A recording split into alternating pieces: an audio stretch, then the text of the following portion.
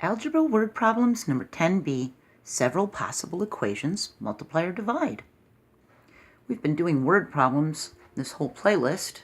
We know we need to read the problem and then underline or circle the important parts, make a plan to solve it, choose an operation. Are we going to add, subtract, multiply, or divide?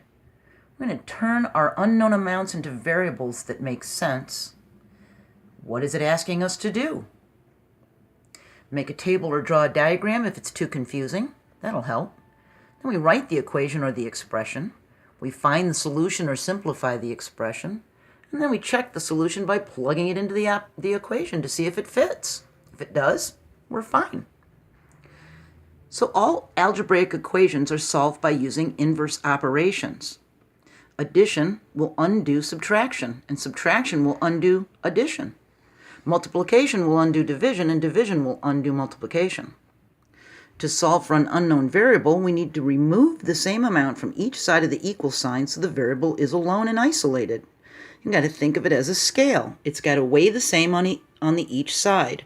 So any inverse operation done on one side of the equal sign must be exactly the same operation on the other side of the equal sign. If we had x over 10 is equal to 5, well, in order to solve this, because it's a division problem, we would multiply on each side. And we would multiply each side by the 10. That would make 10 over 10 on this side, which would be a 1, and we'd be able to discard it. And 5 times 10 is 50, and that would leave x is 50. See?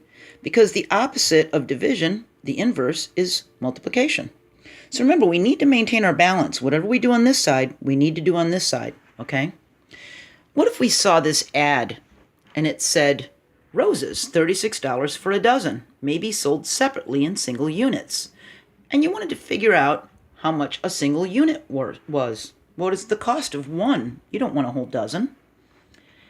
Well, we would need to divide a large amount by the quantity to find a single unit price.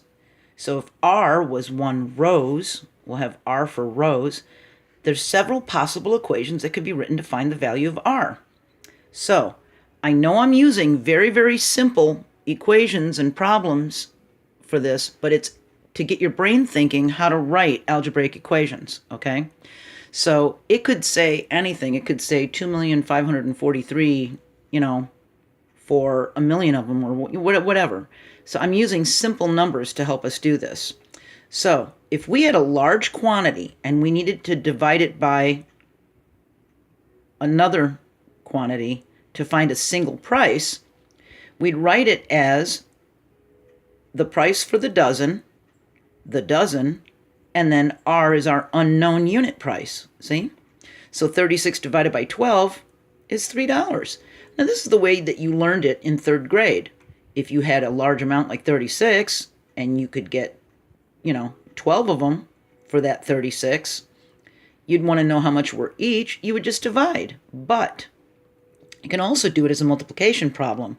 We can write this as the dozen times the single unit price equals the total of $36. So 12R means 12 times R. Okay? So because this is multiplication here, we're going to undo it with the inverse of division and divide both sides by 12. So R is equal to 3. It turns it into this problem, see? But you can still use multiplication to solve the equation, and all the solutions will be the same. Now what if we didn't know the cost of a dozen? What if we knew the unit price each, but didn't know what the dozen price was? And we wanted to buy a dozen, so we let D equal dozen. Now we can find out the cost.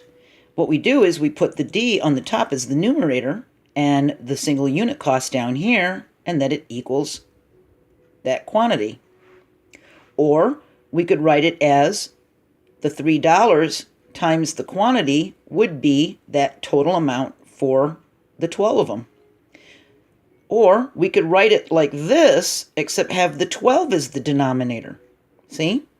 So there's several different ways to write an equation, okay? It just depends on what they're asking of us. So remember that division is the inverse operation of multiplication, and multiplication is the inverse of division. So A division equation may be written as a multiplication equation, and a multiplication equation may be written as a division equation. Okay? So it just depends on what the word problem is asking of us. Sometimes we may jump to write a division equation for a word problem when a multiplication one might make solving it a little simpler. Okay? So we're going to move on, and we're going to start talking about multiple steps and two and more steps in a word problem. Okay? I hope to see you there. Bye.